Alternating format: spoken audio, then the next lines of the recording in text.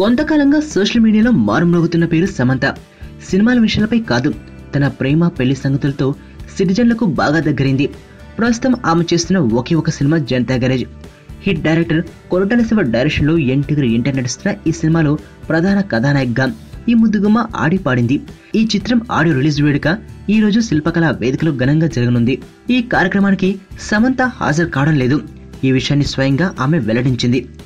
నాకు బాగా లేదు, అందుకే జనతా గ్యారేజ్ ఆడియో వేడుకను మిస్ అవుతున్నా అంటూ ట్వీట్ చేసింది.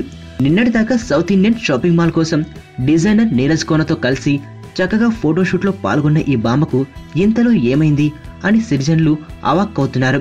ఆమె వాలకం చూస్తుంటే పెళ్లికి ముందే చిత్ర పరిశ్రమకు టాటా చెప్పేట్లు ఉందని అంటున్నారు. ఎప్పుడు తన సినిమాల ఆడియో ఫంక్షన్లకు ప్రమోషన్లకు ముందుండే ఈ క్యూట్ సుందరి మీడియా వాళ్ళు పెళ్లి విషయంపై అడుగుతున్నారని భయపడి రావడం లేదని సినీ ప్రముఖులు భావిస్తున్నారు.